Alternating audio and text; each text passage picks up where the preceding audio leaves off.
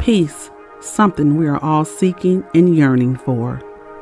Peace, something we were once indigenous to. Peace, something we have lost along our way. Our way to obtaining knowledge of self. The knowledge of our ancestors who were removed from their natural state. The knowledge of our people who refuse to be oppressed. In our journey, we lost our grip on peace. In a society of pressure, stress, and traumas, we have become comfortable with holding on to the burdens of fear and anxiety, family secrets buried in our DNA. Change within is our only way back to peace. Peace in our communities, peace in our families, peace within ourselves. A major change in our thinking, in our actions, in our existence is needed. A non-negotiable change. Welcome to the revolution with Sister Taliba. This is an injustice.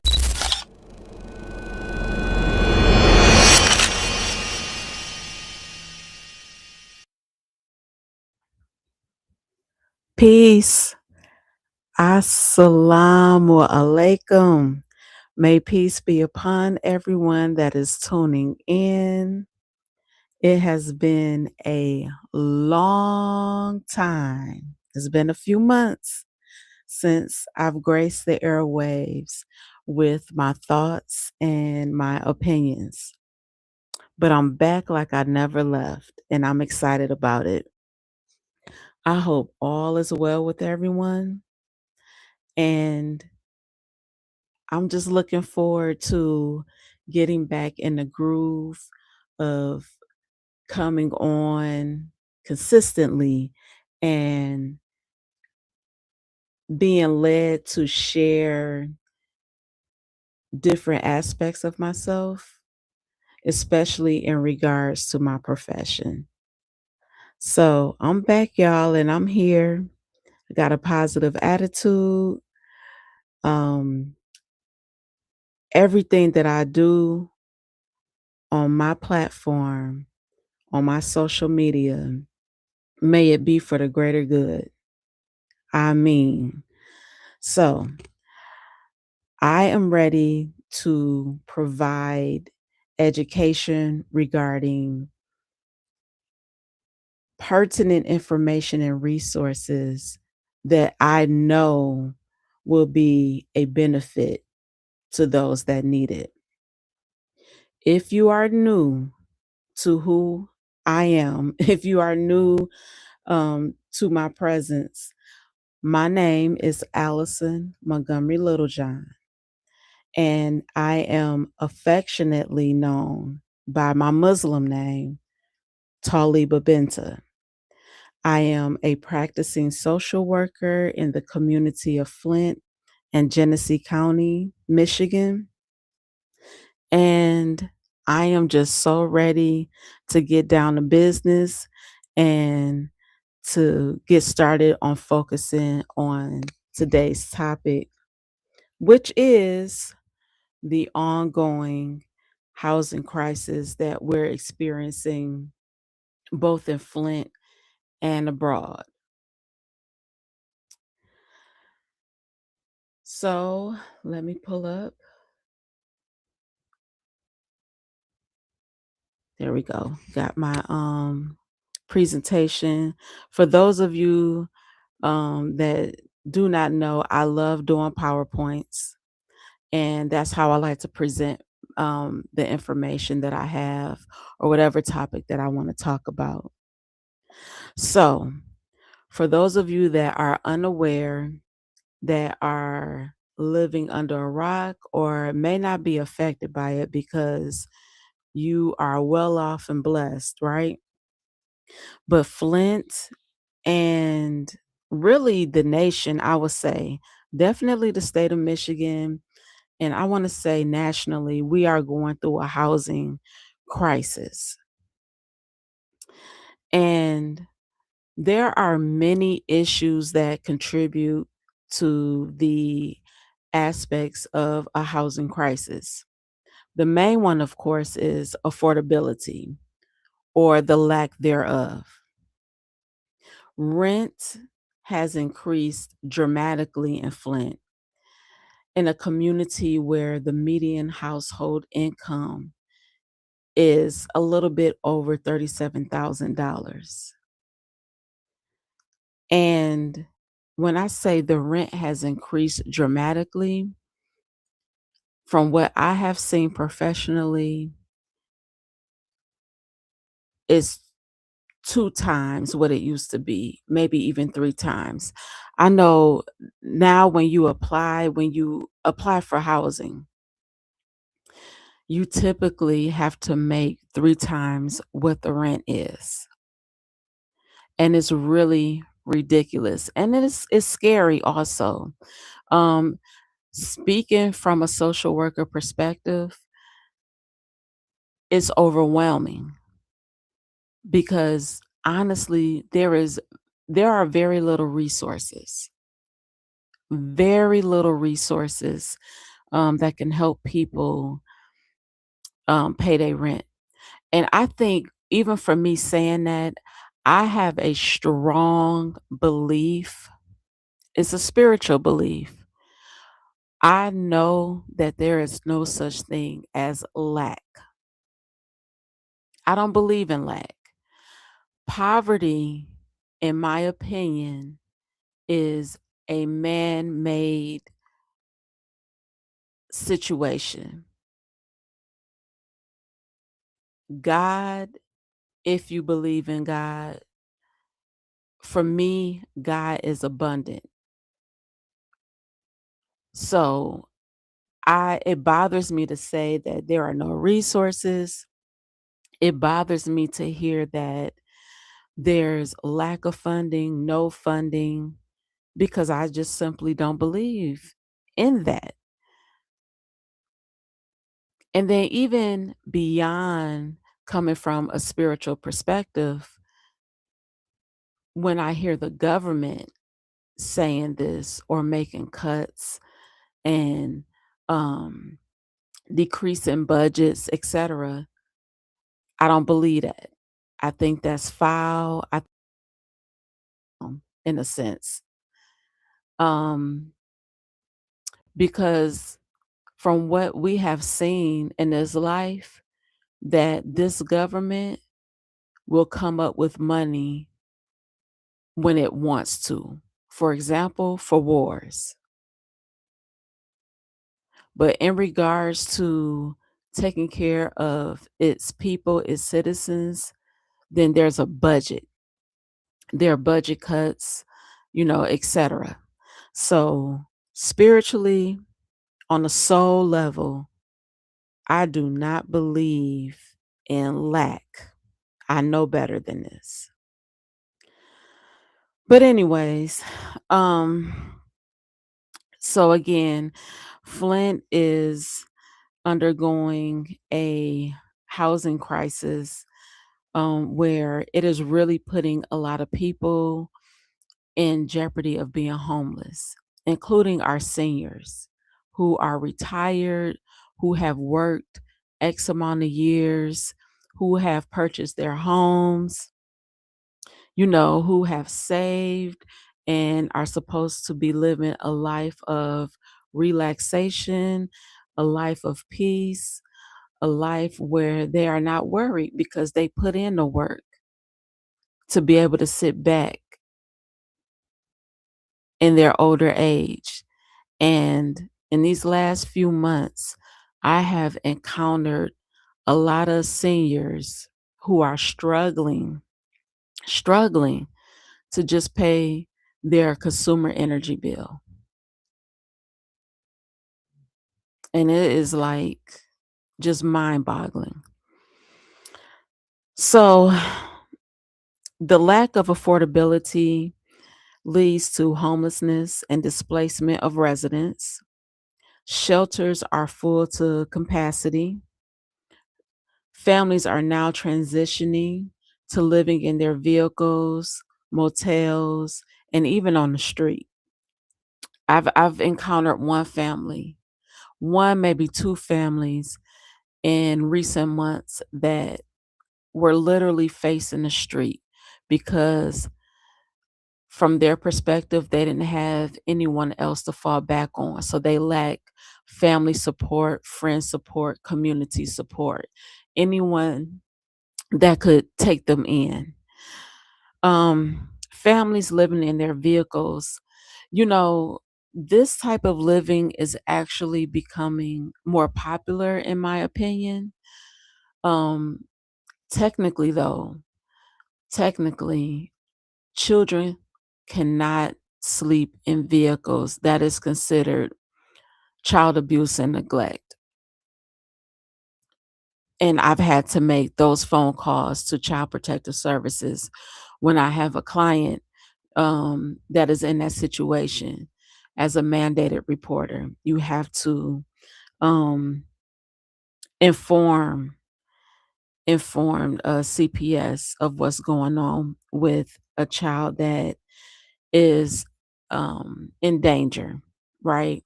But I mean, it's becoming a more popular and a more affordable way to live. You know, you see this a lot like on YouTube where people share their life, whether they be a single person or a couple that renovates a van or just sleep in their car how it is. The goal is to minimize their lifestyle and to save their money for whatever goals that they have, or to simply travel and see the world, see the country. That's another goal.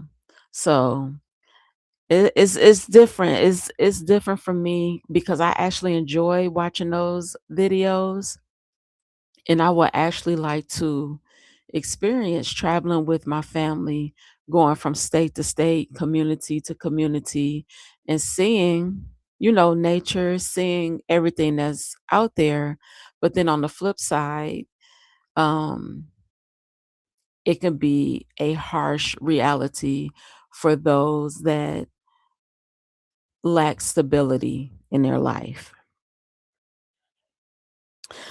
So, over the past couple of years, Flint has seen and experienced a gradual decrease in its population size. In the 1960s and the 1970s, the population in Flint was an estimated 200,000 people. And now, currently in 2026, Flint's population is under 80,000 people. And the steady migration of people that are leaving out of Flint has left behind increased blight, such as dilapidated homes, neglected properties, and a struggling school system. Another huge challenge in the housing crisis or contributor to the housing crisis in Flint are slumlords. And this includes neglectful property management companies, um, specifically those that manage apartment complexes. And that leads me to talk about a situation that occurred maybe 2 weeks ago where someone in need reached out to me because they are in a housing crisis. And before I go any further, it is important for me to discuss that I am being very intentional with not giving the person's name out. I am being very intentional with practicing confidentiality, which that is my obligation to this person as a social worker. And it is a part of the code of ethics that I have to follow in my profession.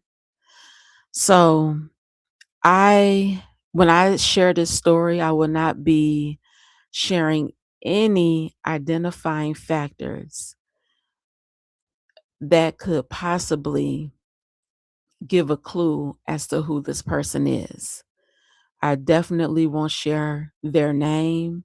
I won't share where they are currently residing, and I won't share other key entities in this story except for the resource, because the resource is valuable, and the resource is valuable to anyone that is in need of it that is listening to this.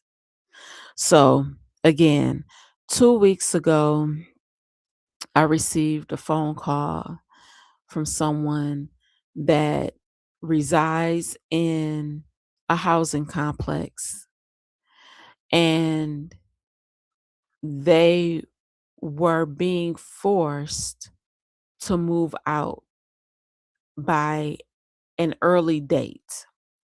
And it caught them off guard because, for one, they're unprepared. So, and for two, the circumstances around this situation is very confusing. It is not, it is not an eviction. It is being called a volunteer move out agreement, which is something that I have never heard of. Okay. So, um, this individual was being pushed out, and the agreement is, which she had to sign, um, was that they will move out and in return will receive money that is supposed to help them get housing. But the thing is, they won't get the money until after they turn in their keys. So you expect someone to go find housing in a short amount of time, and they already do not have the money that they need, but you're offering a large sum of money to help them with this transition process, but they cannot obtain the money that you're offering until they literally move their belongings out and hand the property manager the keys. And let me go a step further. The home that they are leaving must be in good condition. And that's hard for me to believe, considering the fact that this individual has lived in their apartment without heat this past winter because there was neglectful maintenance and overall neglectful property management.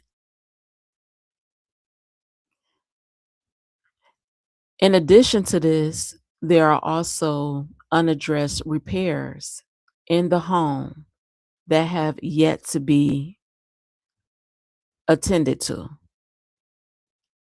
So, my question is, if I do find somewhere, or if this person does find somewhere to stay, if they find somewhere to stay and they're still banking on that money for uh, volunteering themselves, voluntarily moving out, excuse me, because the property management has been neglectful with honoring repairs, addressing maintenance issues. Will I still get my money, or can you say, oh, you didn't keep up this house in good condition? I have some questions. So, anyways, when I was being told this, I was livid. To me, it sounded like a scam because I've never heard of this. And they were saying that this person owes thousands, tens of thousands of dollars in back rent. How does that happen without you taking this tenant to court for an eviction? So after I got detailed information, I first called the rental office. Okay, so I'm investigating. This is my investigation process because I got the person's story, the person in need story. Now I need to see what the office staff in the rental office is going to say. So my first step was to contact the rental office, and I spoke to a woman, and she gave me as much information as she could. Whatever she could not answer, she told me that I had to call corporate, quote unquote. She gave me the phone number for corporate. I called corporate and was able to speak to the regional manager, who was absolutely disrespectful. And if this person was disrespectful to me, another professional, then no wonder the apartment complex is in the condition that it is in. This person did not have any respect for me. And in my opinion, a lot of these people come to Flint, a majority Black city, a majority impoverished city, and people look down on the residents of Flint. And I'm going to use the word outsiders because this corporate or the property management team is located outside of the city of Flint in a wealthy neighborhood, in a wealthy community. So I am going to say an outsider. Whoever has an issue with that term, I hope you get over it because it is what it is. And it's becoming more and more clear to me that these outsiders that come in Flint to make money or to do business, and they mistreat Flint residents. Again, I called, had a conversation with this person, and this person ultimately began blaming the tenants. Very nasty and very a lot of his statements were like stereotypical statements. I had to remind this person numerous times, sir, I'm being professional and I'm talking in a calm tone of voice.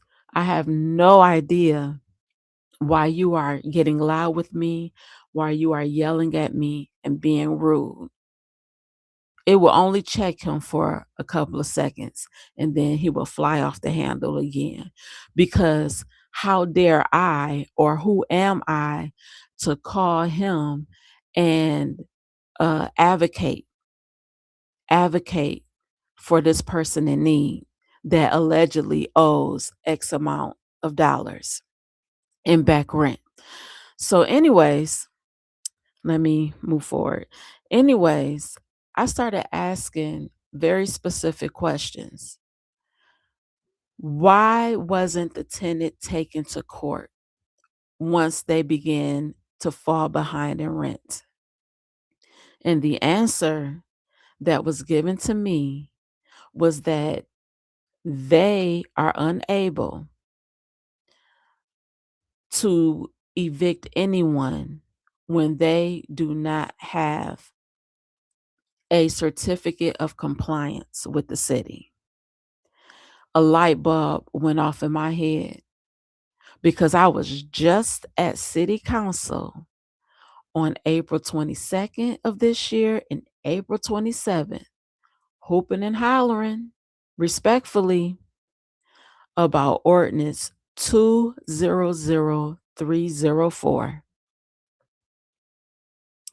So then I asked, let me see what other questions I asked.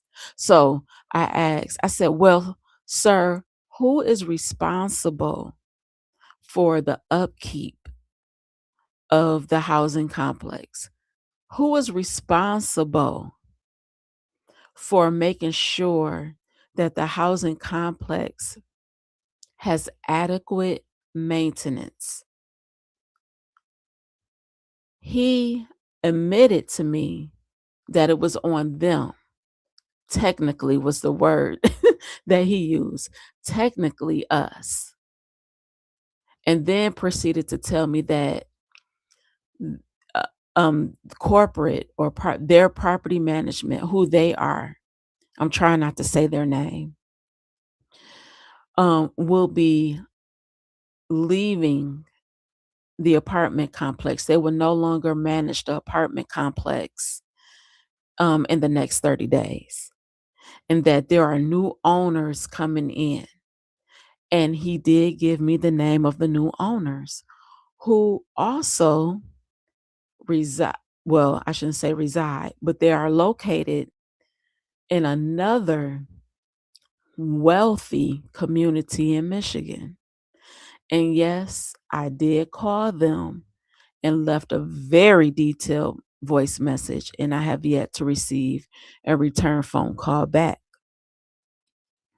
So anyways, he gave me that information, and eventually I had to hang up with him abruptly because that's just how disrespectful that the conversation was getting. And I was not going to tolerate that. And I wanted to keep my composure and my professionalism.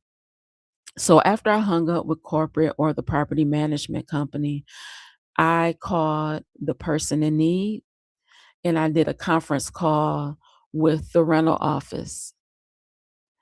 And I spoke to the lady again.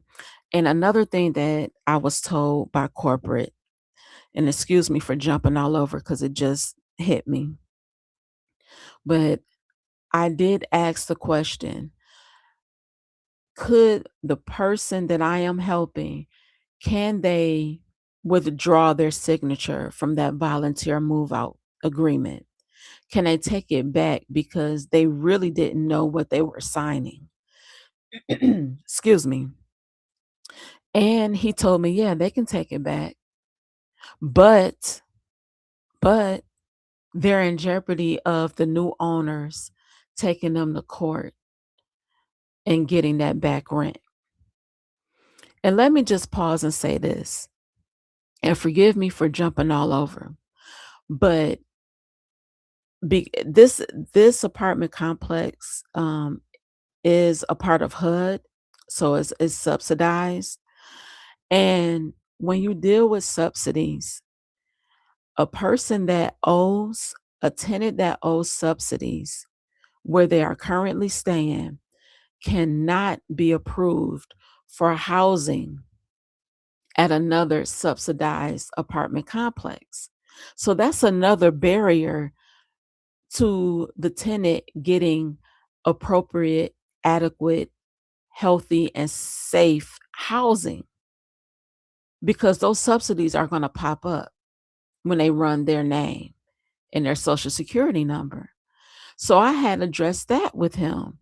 And that conversation didn't get anywhere, which is why I had to respectfully hang up. So that was another barrier. Think about it. You're pushing me out, forcing me out, right?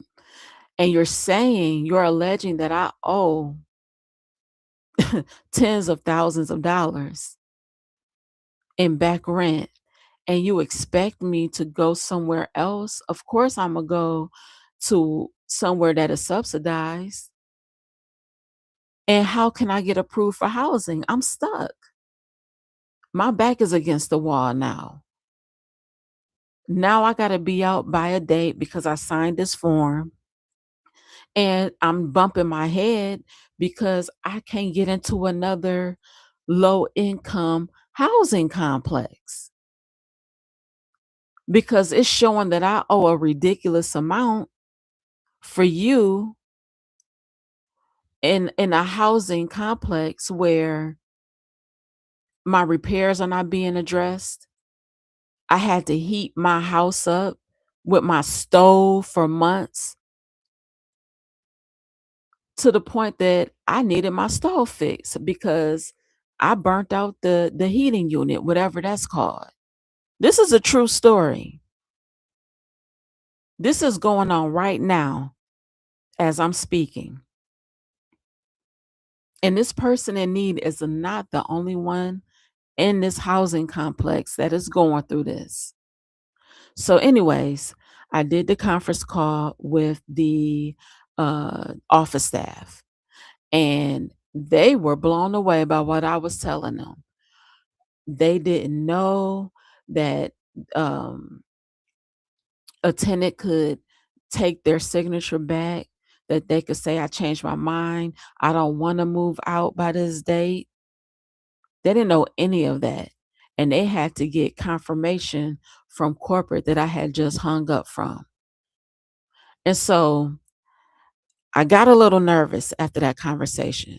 So that was like a kind of like a bittersweet moment because, okay, good. This person in need does not have to comply with this volunteer form to move out, but let's make sure that we're not digging a bigger hole. So the next day, I went to Legal Services of Eastern Michigan and spoke with someone there that helped me with this situation. Now, I was told by an employee at Legal Services when I described the situation to her. She said, "Well, this sounds like a cash for key situation, which is not illegal in Michigan." And I had never heard or experienced cash for keys. Now I'm trying to find um my notes here, excuse me. So I received a tenants and landlords guide from Legal Services of Eastern Michigan, right? And I was looking through it trying to find this cash for keys. I hope I didn't overlook it if it's in there. I'm not sure if it's in there. I didn't see it. So I went to Google. So that was my next best option, a fast option. And in Michigan, according to Google, cash for keys agreements are legal. Okay, so there are no laws stating that it is illegal. It's no laws that prohibits landlords from offering money to tenants. Um, However, they are not a substitute for required court procedures. Okay, so if a landlord chooses to pursue an eviction, um, it's not a substitute. So there's no bans on cash for keys. According to Google, it must be in writing. To be enforceable, the agreement should be signed by both parties, clearly stating the exact vacate date and time, the dollar amount and payment trigger, the condition standard for the property, any release of claims or waivers, and language confirming voluntary surrender. So the more I talked to the person at legal services and I was telling her more and more about the situation, she still thought it was cash for keys, but she was like, something doesn't sound right. So I gave her the person's name, and she told me to tell them to call them ASAP, which that person did. And thank goodness the person in need was able to speak to one of their housing attorneys right away. And she was advised to not go along with that volunteer agreement. And so what ended up happening for her is that due to the advice, the legal advice she got from legal services, she had to sign another form with the rental office staff stating that she was withdrawing from the volunteer move out agreement. Okay. So this whole situation is still in process because the goal is for her and her family to move out to somewhere that is healthy, safe, appropriate, etc. Okay, so let me go back because I want to talk about, because when that man told me that and admitted, I said, how he gonna have an attitude with me because I'm helping someone in this situation, and then admitted that they failed to have adequate maintenance and to have the housing complex inspected by City of Flint. So let's go to City Council Ordinance. Excuse me, City of Flint Ordinance 200304. And again, from working with another woman, and this was back in March, April, May, where I was working with someone who was in a crazy housing situation, dealing with an entirely different slumlord. I said, you know what? Let me go up to city council. Everyone knows that we are in a housing crisis. Um, an incident happened before that, if anyone remembers, where there was a house that burnt down on Martin Luther King Street. And I forget how many people got killed in that house fire. So at that time, that was the hot topic, right? So I went to city council on April 22nd of this year and April 27th. Now, and I discussed the client that I was working with at that time, their housing situation, gave them specific detail, and then brought up the ordinance 200304. And I have some stuff that's highlighted.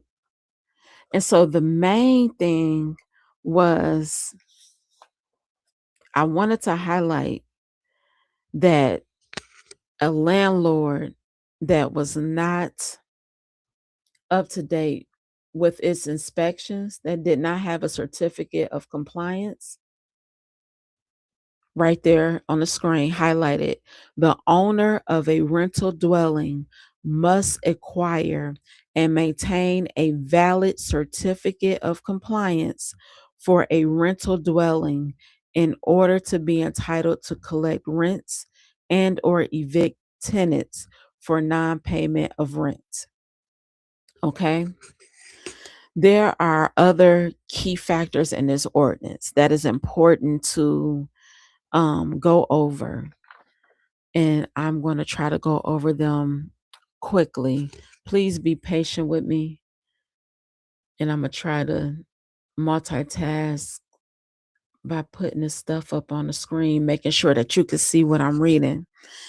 Let me just say this. When I went on April 22nd When it was time for feedback from city council, only one council person responded to me, and it was one I never expected, and that was Councilwoman Judy Priestley in the Fourth Ward. And she really showed sympathy in regards to my client's situation. She really didn't have a solution. Excuse me. However, she acknowledged everything that I stated. When I went back to city council on April 27th, I didn't get any response. So I kind of feel like it's been other times where I wanted to go up there to draw their attention, definitely with this situation with this person that I'm working with. But I feel like, what's the point if no one is going to acknowledge what's going on, or, you know, I don't know. So, anyways, this ordinance, it breaks down the definitions of an enforcing agency, what a certificate of compliance is. A certificate of compliance is a written document issued by the enforcing agency that denotes that a registered rental dwelling unit is fully or partially in conformity with this comprehensive rental inspection code. The enforcing agency, that is the Department of Planning and Development of the City of Flint and or their assigned designees. And then it goes on, like, what is a rental dwelling? Who is the owner? Rental unit, a tenant, a person residing in a rental dwelling other than the owner's spouse, the parent of the owner, or a child of the owner. Then it goes on talking about registration, like that process, etc. Um, let's see. What else did I find that was let's look at the inspection real quick. Under inspections and certification, the enforcing agency shall inspect rental dwellings and issue certificates of compliance as further described in this section. The owner of any rental dwelling shall obtain a certificate of compliance prior to allowing any unit to be occupied by a tenant. Occupying or allowing occupancy without the required certificate shall be deemed a municipal civil infraction, punishable pursuant to Flint City Ordinance 1-19.